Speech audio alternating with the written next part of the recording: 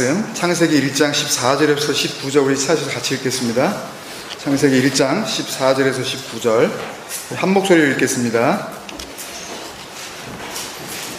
하나님이 이르시되 하늘의 궁창에 광명체들이 있어 낮과 밤을 나누게 하고 그것들로 징조와 계절과 날과 해를 이루게 하라. 또 광명체들이 하늘의 궁창에 있어 땅을 비추라 하시니 그대로 되니라. 하나님이 두 큰 광명체를 만드사 큰 광명체로 낮을 주관하게 하시고 작은 광명체로 밤을 주관하게 하시며 또 별들을 만드시고 하나님이 그것들을 하늘의 궁창에 두어 땅을 비추게 하시며 낮과 밤을 주관하게 하시고 빛과 어둠을 나누게 하시니 하나님이 보시기에 좋았더라. 저녁이 되고 아침이 되니 이는 넷째 날이니라. 아멘. 지난주 창조 그 셋째 날 이야기 그 뒷부분을 다 하지 못했습니다. 그래서 그 부분을 잠시 같이 나누고 그리고 오늘 본문 말씀 넷째 날 창조 이야기 그 말씀을 나누도록 하겠습니다. 지난주 그 창조 이야기의 그 셋째 날에는 이렇게 없던 것이 이렇게 만들어지는 새로운 창조는 눈에 띄지 않았고 이미 있게 하셨던 것들에 대한 그 정리와 생산에 대한 말씀이었다고 했죠. 그리고 다른 날과는 달리 하나님이 보시기에 좋았더라는 선언이 두 번 나오면서 거기에 담겨져 있는 복음적 의미가 있을 것 같다고 이렇게 나눴습니다. 그래서 첫 번째 하나님께서 보시기에 좋았더라 라고 했었던 그 하나님의 선언을 그 예수님의 세례 사건 마태복음 3장에 나와 있었던 세례 받으시고 물에서 나오실 때 들려줬었던 이는 내 사랑하는 아들이요 내 기뻐하는 자라와 연결해서 설명을 드렸었고요. 그래서 지난주 그 설교의 부제목이었던 뭐였죠?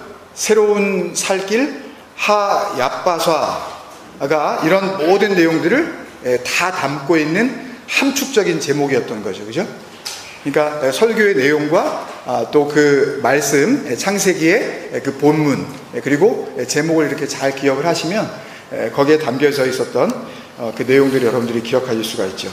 여기까지가 이제 지난주 본문이었던 창세기 1장 9절에서 13절에서 그 앞부분 9절 10절에 대한 그 말씀이었다면 그 오늘 본문 이 넷째 날 그 이야기의 그 앞에 나와 있는 셋째 날 두 번째 부분인 이 11절부터 13절까지의 말씀에 두 제목을 먼저 붙이고 말씀을 나누자면 시, 말씀, 진리, 생명, 아들, 제라 이렇게 붙일 수가 있겠습니다. 왜 이런 제목을 붙일 수 있었는지 몇 군데 말씀을 이렇게 함께 나누다 보면 쉽게 이해하실 수가 있을 것 같습니다. 한번 같이 해볼까요?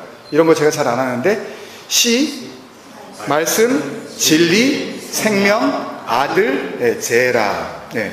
그래서 창세기부터 담아 놓으신 일관된 하나님의 은혜가 무엇인지 우리가 발견할 수가 있을 줄로 믿습니다. 셋째 날 그 두 번째 이야기는 그 새로운 살길로서 드러나버린 그 그죠? 물이 그 하늘과 하나가 되어져서 묶여져서 연합이 되어져서 드러난 땅을 하 얍바사라 그랬죠. 그것을 여호수아서와 그 홍해 갈라지는 그 사건과 요단강을 마른 땅처럼 건넜던 이스라엘 이야기들을 통해서 그게 무슨 의미인지 우리가 알 수가 있었죠. 그 얍바사 거기에 이제 그 땅에 그것을 땅이라고 그러셔요. 또 하나님께서 거기에 풀, 씨 맺는 채소, 열매 맺는 나무가 자라나게 하신 것에 대한 말씀이 이 셋째 날의 두 번째 부분이란 말이에요. 그죠? 기억나시죠? 이걸 그대로 이제 옮긴 주님의 말씀이 신약 성경에 나오는데요. 마가복음 4장에 있습니다. 같이 한번 보실까요? 제가 읽겠습니다. 마가복음 4장 26절에서부터 29절 말씀. 또 이르시되 하나님의 나라는 뭐 다 아시겠지만 하나님의 나라는 그러면 여러분들은 이제 어떤 또 공간적인 개념을 늘 떠오르실 게 아니라 하나님의 나라 그러면 진리이신 그리스도 그리고 그 그리스도로 옷 입은 하나님의 소유된 백성 이거를 같이 그 마음에 품으셔야 되는 거예요. 그냥 하나님의 나라 그러면은 뭐 죽어서 가는 천국 이런 걸로만 생각하시면 안 되는 거죠. 또 이르시되 하나님의 나라는 사람이 씨를 땅에 뿌림과 같으니 그가 밤낮 자고 깨고 하는 중에 씨가 나서 자라되 어떻게 그리 되는지를 알지 못하느니라. 28절부터가 지금 오늘 그 나누고자 하는 셋째 날의 두 번째 이야기와 같은 그 내용이 그 전개가 되고 있습니다. 땅이 스스로 같은 땅이에요. 그 창세기에 나오는 그 하에레츠라는 땅과 이 신약에 나오는 호게, 그 테스, 게스라고 하는 그 땅과는 같은 땅을 의미하는 겁니다. 주님께서 그 땅을 이야기하시는 거예요. 땅이 스스로 열매를 맺되 처음에는 싹이요, 이 그 코르토스라는 이 헬라어 단어가 이 창세기 1장 10절에 11절에 나오는 그 풀, 그 히브리어 네쉐라는 단어와 같은 단어예요. 그러니까 그 히브리어의 그 풀이 이 신약 성경에서 지금 싹으로 이렇게 지금 해석이 되고 있는 거죠. 다음에는 이삭이요, 씨 맺는 채소할 때 그 제라, 종자, 알곡, 그것을 의미하는 단어입니다. 스타키스라는 단어인데 곡식. 그러니까 정말 그 내용물, 그 껍데기가 아니라 먹을 수 있는 그 식량으로서의 그 알곡, 그걸 말하는 겁니다. 이삭이요. 그 다음에는 이삭의 충실한 곡식이라. 그 곡식을 뭐라 그러냐 하면 29절에 열매가 익으면 이렇게 얘기하고 있죠. 이 열매가 창세기 1장 지금 세 번째 날 두 번째 파트에서 나오는 열매 맺는 나무 했을 때 그 히브리어 페리와 동의어인 그 카르포스라는 그 헬라어 단어입니다. 뭐 이런 거 다 아실 필요는 없어요. 같은 이야기를 지금 주님께서 하고 계시다는 것을 여러분들이 기억하시면 됩니다. 열매가 익으면, 그렇게 열매가 생기게 되어지면 그 다음에 뭐를 해요? 곧 낫을 대나니, 열매가 이제 수확이 되어지는 거죠. 이는 추수 때가 이르렀습니다. 추수가 이루어지고 나면 어떻게 돼요? 그 알곡들은, 예? 알곡들은 추수가 이루어지면 마태복음 3장에 보면 그 알곡들은 뭐하다가 곡간에다가 드리고, 쭉정이는 뭐하다가 불에다 태우느니라. 구분이 되어져서 심판, 완성으로 이제 끝나는 겁니다. 이게요. 그 죄의 심판이 뭔지 설명하고 계신 거라고요. 그러니까 창세기에서도 하나님이 지금 그러시죠? 1장 세 번째 날 두 번째 그 이야기에서 땅은, 그죠? 땅은 풀과 씨 맺는 채소와 각기 종류대로 씨 가진 열매 맺는 나무를 내라 그러셨잖아요. 하나님이 창조하셨다 이렇게 얘기하지 않고 땅이 알아서 내라 그러잖아요. 땅이 내는 거예요. 근데 예수님도 지금 마가복음에서 그 하나님의 나라에 대한 비유의 말씀을 하시면서 어떻게 해요? 땅이 스스로 열매를 맺되, 그죠? 스스로 열매를 맺는 거예요. 알아서 내는 거예요. 뿌리기만 하고 그 다음은 땅이 하는 거라고요. 같은 말씀을 하고 계신 겁니다. 그러니까 이 말씀이 다 뭐예요? 창세기의 그 말씀과 씨 가진 채소, 씨 맺는 채소, 씨 가진 열매 맺는 나무, 이런 것들이 전부 다 그 새로운 살길로서의 그 하얏바사, 그 땅, 그 새로운 살길, 그 위에서만 자라나는 참된 양식 이야기를 하고 계시는 겁니다. 진짜 먹으면 살아나는 그 양식, 참된 양식. 궁창인 하늘이 궁창 아랫물들과 묶여졌을 때, 하늘이 그 물들과 연합이 되어졌을 때 드러난 그 생명의 땅 위에서 태어나게 될 그 씨 가진 채소, 그 제라, 그 씨, 아들을 의미하는 겁니다. 그러니까 열매로 익으면, 그렇게 씨를 가진 상태에서 열매가 되어지면, 열매로 익으면 추수되어져서 하늘 곳간에 들어가게 될 알곡들에 대한 이야기인 거죠. 그러니까 그리스도가 그 알곡으로서의 첫 열매죠. 그죠? 잠자는 자들의 첫 열매가 되었도다. 그 첫 열매가 곳간에 들어가는 거예요. 하나님 나라에 들어가는 겁니다. 그러면 그리스도가 첫 열매면 우리는 둘째 열매? 아니에요. 하나님의 아들 그리스도로 말미암아 역시 하나님의 아들이 된 자들도 똑같이 첫 열매일 수밖에 없습니다. 거기에는 첫 열매밖에 없어요. 내가 그리스도와 함께 죽었으니, 여러분들 고백하시잖아요. 죽으셨다며. 내가 그리스도와 함께 죽으셨으니 이제는 내가 사는 것이 아니요 오직 내 안에 그리스도께서 사신 것이라. 나 그리스도. 금요기도회 때 했잖아요. 내가 나 된 것은 하나님의, 오직 하나님의 은혜로 된 것이니 나 여호와 하나님 같이 보신단 말입니다, 여러분. 그걸요. 그러니까 저만 그렇다는 이야기가 아니라 그 진리 안에서 그 씨가 진 열매가 되어 추수되어질 그 모든 알곡들을 첫 열매로 보신다는 이야기예요. 야고보서 1장 18절 이걸 정확하게 알려줍니다.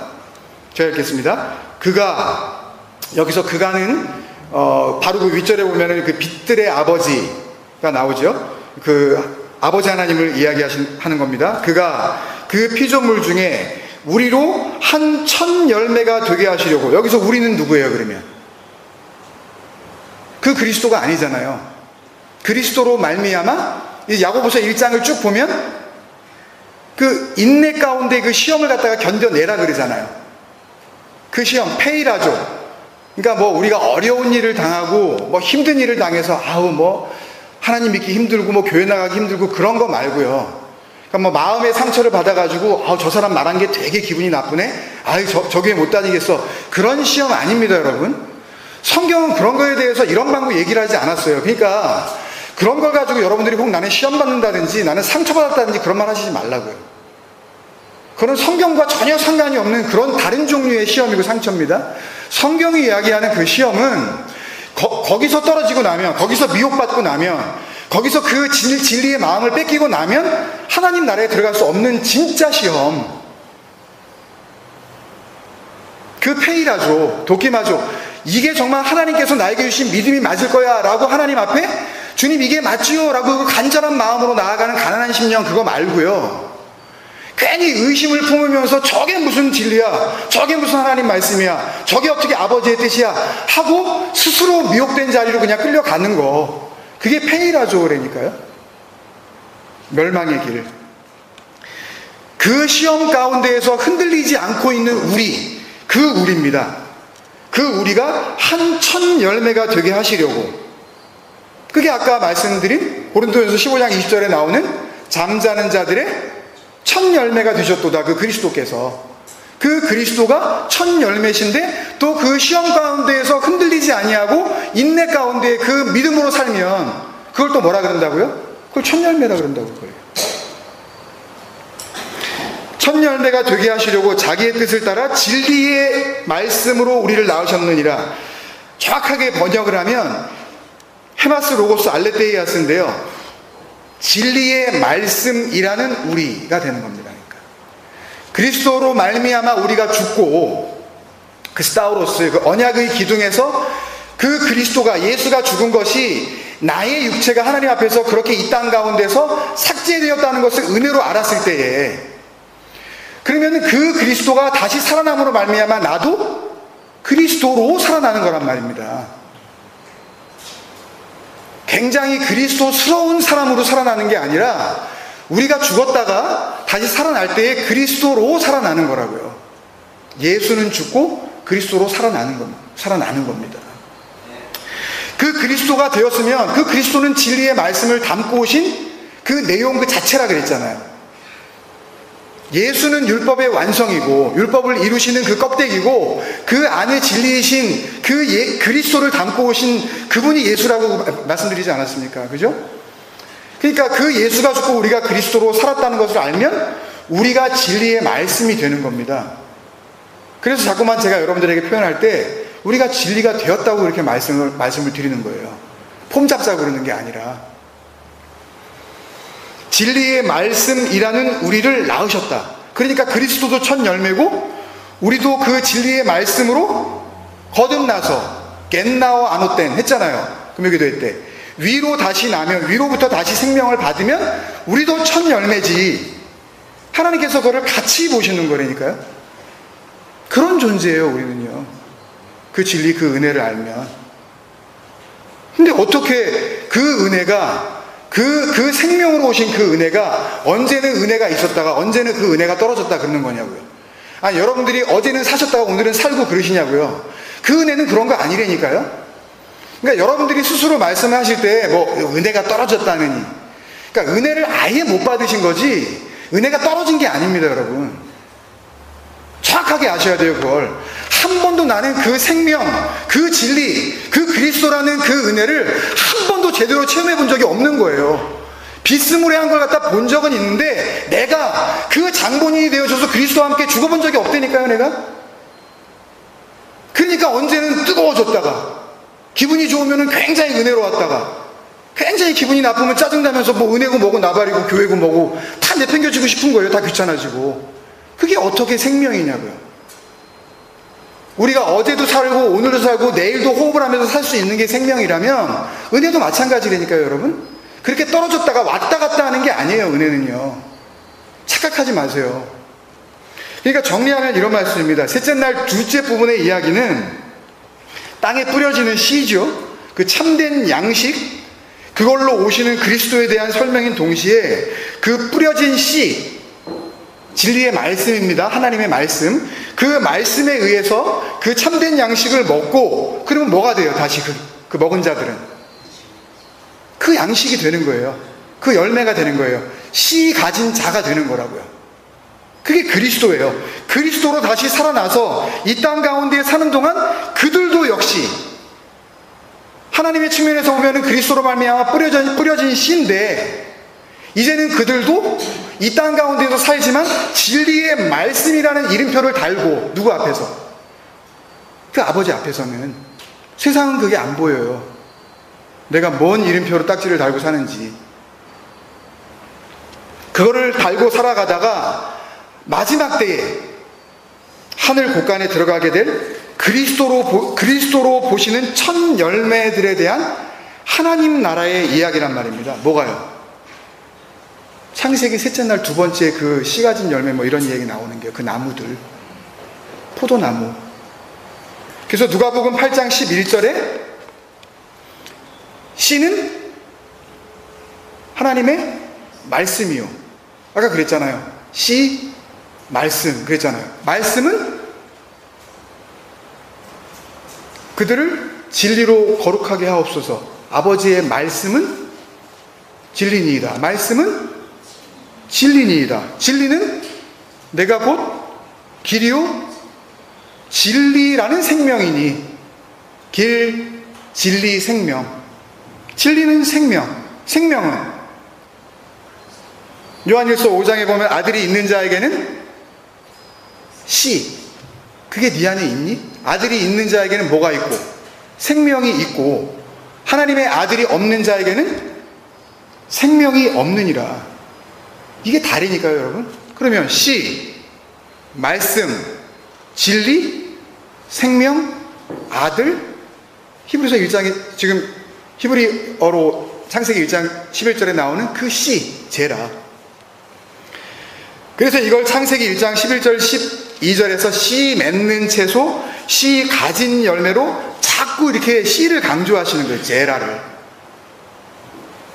그 진리의 말씀을 가진 상태, 그거를 하나님께서 보시고 당연히 좋다 그러시죠.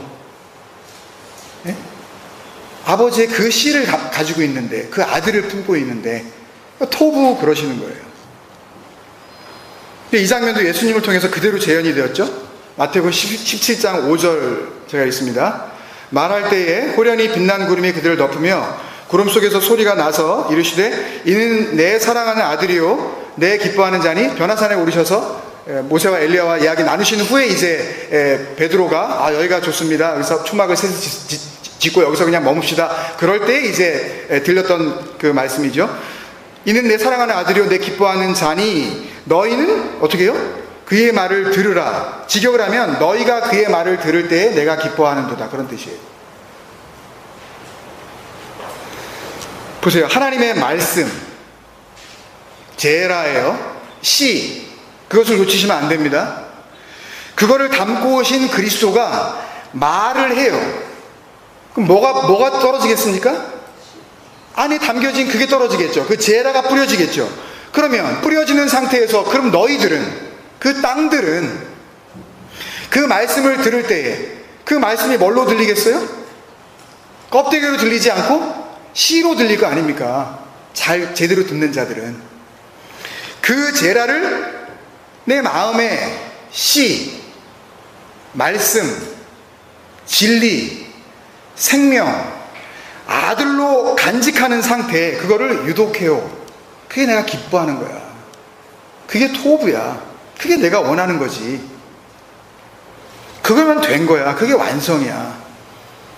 그렇게 내가 인도할 거야. 그 말씀을 하시는 거예요. 왜요? 그분의 말이 들리면 어떻게 된다 그랬어요? 예? 그분의 말이 들리면 어떻게 된다 그랬어요? 아들의 음성이 들리면 어떻게 된다 그랬어요? 죽은 자들이 살아난다 그랬잖아요. 그러니까 하나님께서 기뻐하시는 거죠. 그 말이 진리로, 생명으로, 아들로 들리면 생명의 부활로, 그 말이 안 들리면 죽음의 부활로, 심판의 부활로, 말로 되는 거라니까요. 그 진리의 영, 그리스도, 그 진리의 말로 죄와 의와 심판이 다 결정되어지는 거예요. 이렇게 창조의 첫째 날 빛으로 오신 예수 그리스도, 그리고 둘째 날 뭐였죠? 궁창, 휘장, 성전, 예수. 그렇게 이어지는 그 예수 그리스도. 셋째 날 새로운 살 길, 그리고 뿌려진 진리의 말. 길과 말. 말이 뭐예요? 진리의 말, 성령. 그 예수 그리스도를 말씀해 주는 거죠. 순차적으로. 그러면 이제 오늘 넷째 날 이야기부터는 뭐가 될까요? 또 그것과 연결된 말씀을 우리에게 또 해 나가시려고 하겠죠. 하나님께서. 그리스도께서 말, 진리의 영, 성령입니다. 그걸 예수님께서 내가 가고 다른 보혜사로 보낸다 우리 했었죠. 그거요. 예. 그 보혜사로 오시게 되면 어떤 일들이 벌어진다 그랬어요? 예수님께서 아주 간단하고 분명하게 말씀해 주셨는데요. 요한복음 16장 8절입니다. 그가 와서, 그라는 것은 그 진리의 영, 생명이신 그 말씀, 그 보혜사, 그가 와서 죄에 대하여, 의에 대하여, 심판에 대하여 세상을 책망하시리라. 이 엘렌코는, 책망하시리라, 이 엘렌코는 왜 그래 이러고 야단치고 막 그러는 게 아니라, 엘렌코는 to convict and to expose 하시는 거예요. 진짜 죄가 뭔지 판결을 내리시는 거라고요. 센텐스를. 이게 죄가 있는지 없는지를 알려주시는 거예요. 뭐가 오면, 말이 오면, 진리의 말이 우리 안에 오면, 진리의 말이 우리 안에 온다는 이야기는 내가 가지고 있는 모든 것들을 부정하신다는 겁니다. 그러니까 그것과 그냥 거기다가 그냥 더 씌워가지고 적당히 그냥 좋은 말을 하고 은혜로운 말을 한다는 그런 말이 아니라 나를 죽이신다는 말이에요. 내가 부정이 되어지고 자기 부인이 이루어지고 그 스타우로스 언약의 기둥의 길을 걸을 수 있는 존재로 만들어 가시는 그 방법이 영으로 오시는 거예요. 진리의 말, 나를 부인하시고. 그러니까 넷째 날부터는 어떤 이야기가 전개되어지냐면요, 죄와 의에 대한 이야기가 나오겠죠. 죄가 뭔지, 의가 뭔지. 그걸 뭐라 그래요? 죄가 뭔지, 의가 뭔지, 그것에 대해서 이렇게 엘렌코, 그걸 갖다가 컨빅트, 이렇게 익스포즈, 확 드러내서 이게 죄지, 이게 의야 라고 하는 걸 심판이라 그래요. 그러니까 우리는 지금 심판을 이미 받은 거니까요. 오늘 이 상태에서. 그렇게 심판이 이루어지면, 심판이 끝나면 뭐가 와요? 영원한 안식이 와요. 누군가에게는 영생으로, 누군가에게는 영벌로. 그 7일째의 그 안식이 우리에게 찾아온다고요. 그래서 창세기 1장의 그 7날의 창조의 이야기는 정말 창조론하고는 하등 상관이 없는 거고요. 구원이 뭔지, 심판이 뭔지, 진정한 안식이 뭔지를 설명해 주시는 하나님의 설명서인 겁니다, 여러분.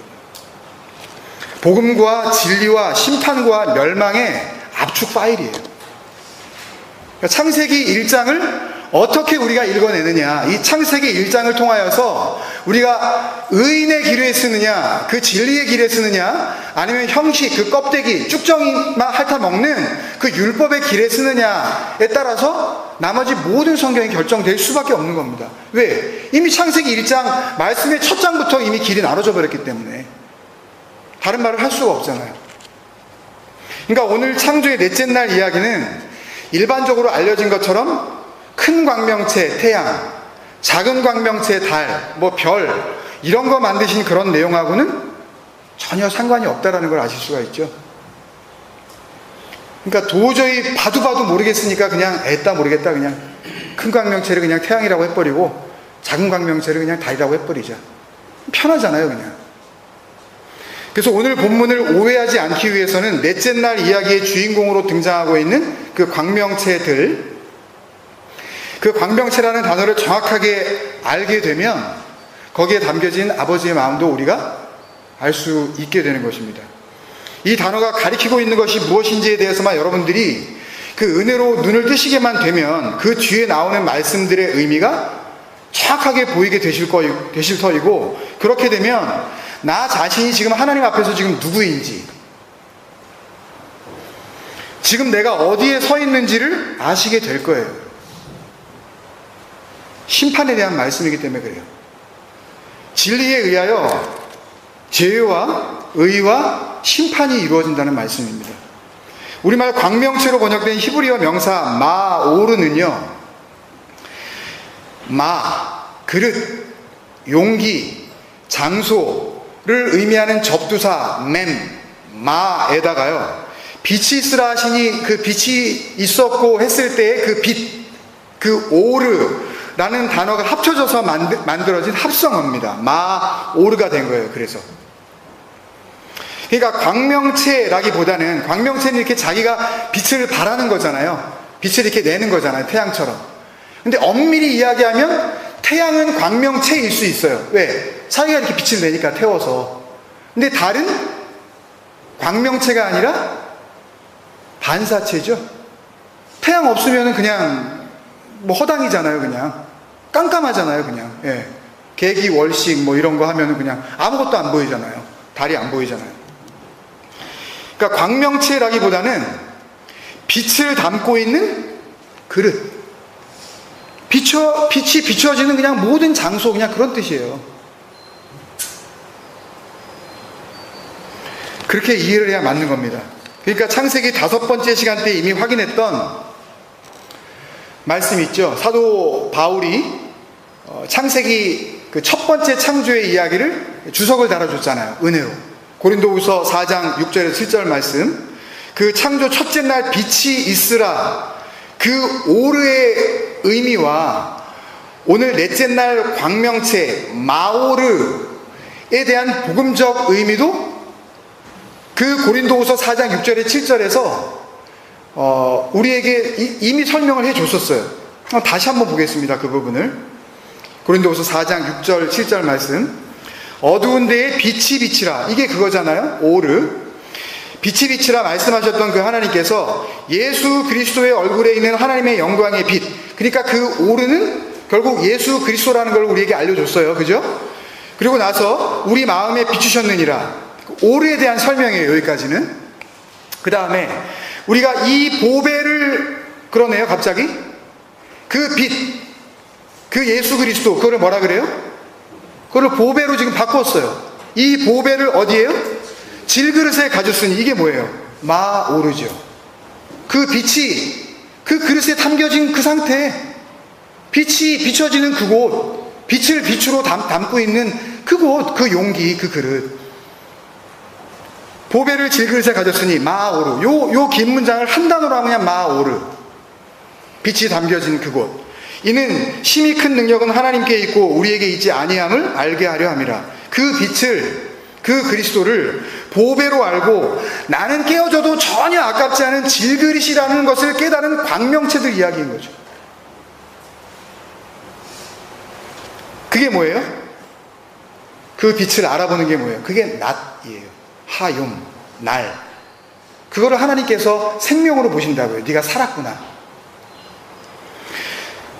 데살로니가전서 5장 5절에 나오는 그 빛의 아들들, 낮의 아들들을 말하는 겁니다.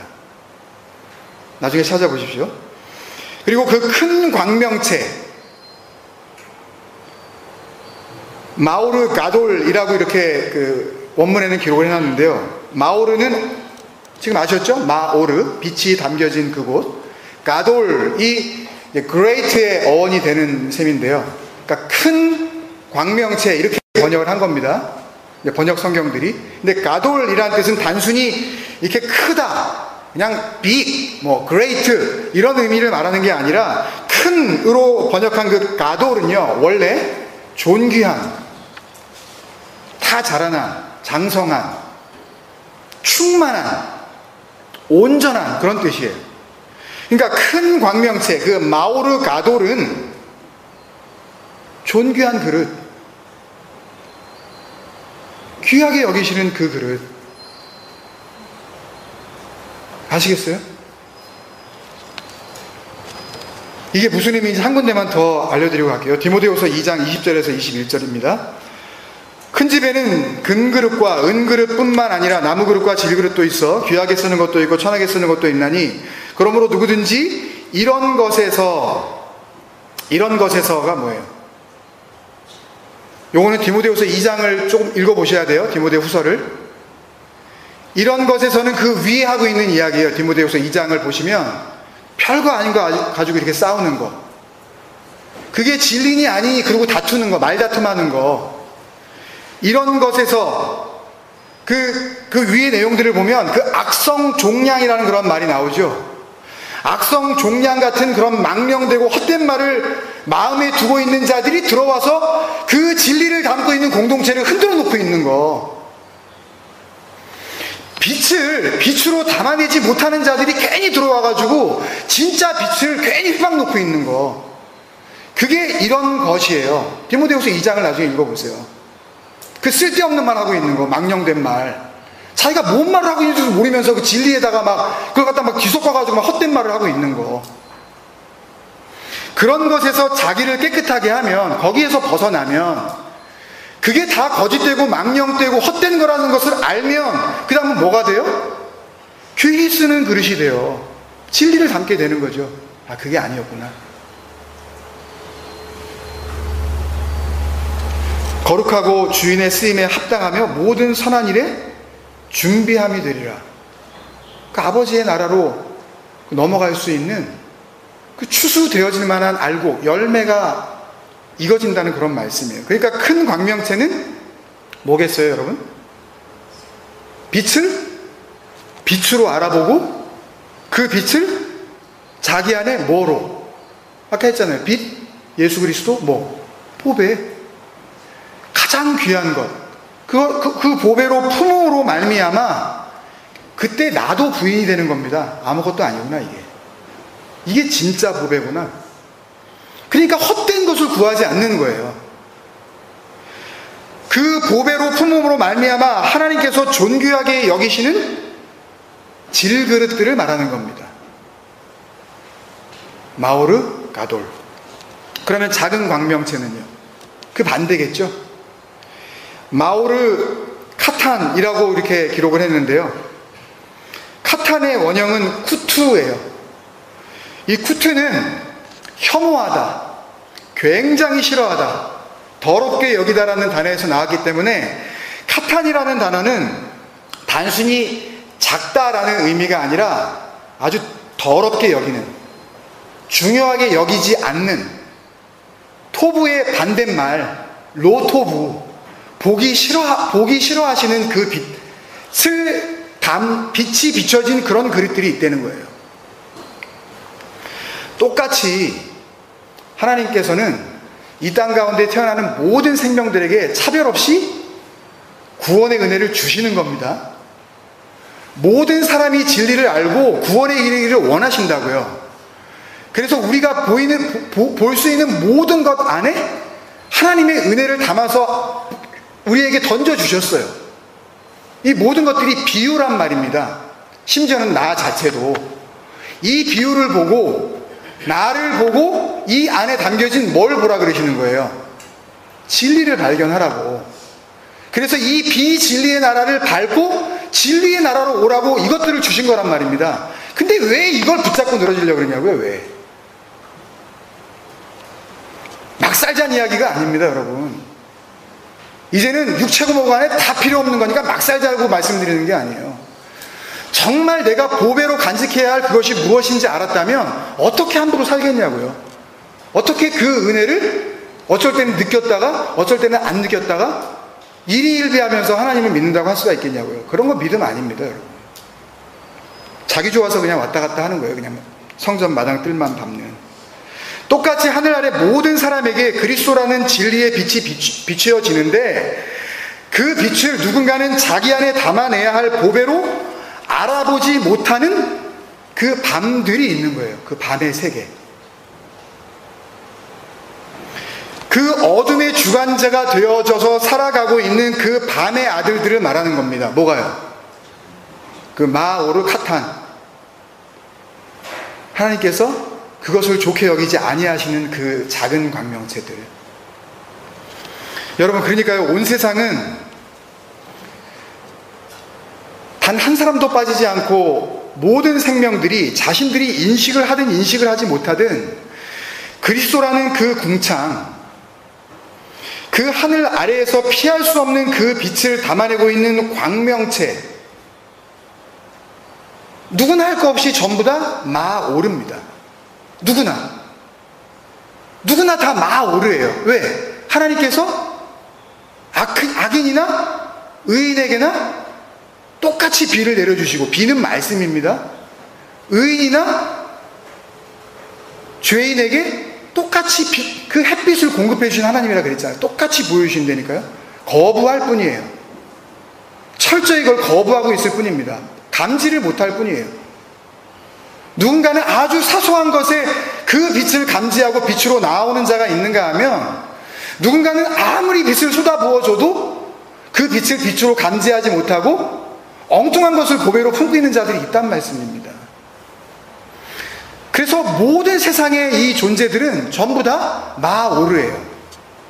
빛이 비춰지는 장소, 빛의 그릇들이란 말입니다. 단지 그 빛이 영원한 보배인지 알고 그 보배를 자기의 생명을 다하여 그것으로 바꾸어낸 존귀한 그릇들이 있는가 하면, 그 빛을 건축자의 버린 돌처럼 하찮은 것으로 우습게 여겨버리고 그렇게 무시해버림으로 말미암아 더럽혀진 그릇들로 나누어질 뿐이란 말씀입니다.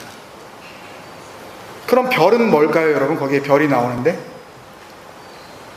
다니엘 선지자가 한마디로 잘 설명해 줬습니다. 너무나 감사하게도 쉽지 않은 말씀인데 우리에게 설명해 준 그 다니엘서 12장 3절 말씀 같이 읽고 말씀을 마치도록 하겠습니다. 다니엘서 12장 3절 말씀입니다. 같이 우리 한 목소리로 읽겠습니다. 시작. 지혜 있는 자는 궁창의 빛과 같이 빛날 것이요 많은 사람을 옳은 대로 돌아오게 한 자는 별과 같이 영원토록 빛나리라. 여기 옳은 대로라고 한 이 단어는 조하르라는 단어인데요, 빛이 비추인 그 밝은 곳, 어디가 빛된 자리인지 그것을 보여주는 그 자체를 이야기합니다. 그것, 그 밝음, 그 맑음. 그 별들이 뭐겠습니까, 여러분? 내 안에 그 보배이신 예수 그리스도를 담고 그 보배를 보배로 여기지 못하는 자들에게 진정한 보배가 무엇인지, 진정한 빛이 무엇인지 그 깜깜한 밤하늘에 외롭지만 그렇게 밝게 빛나서 어디에 빛이 있는지, 어디로 가면 빛을 찾을 수 있는지 그것을 알려주는 그 별들이요, 그 맑은 곳, 그 밝은 곳을 향하여서 손가락질하고 있는 그들 말입니다. 여러분, 진리를 보지 못하는 그 밤의 주관자들, 그 작은 광명체들, 그 밤하늘에 떠서 별이 되어 보배로운 그 빛을 설명해주는, 그래서 하나님께서 참으로 지혜롭다, 너희가 바로 궁창 안에 있는 그 빛이다 라고 그렇게 칭찬해 주시는 그런 은혜의 복된 삶을 우리가 다 사시기를 주님의 이름으로 간절히 축원드립니다.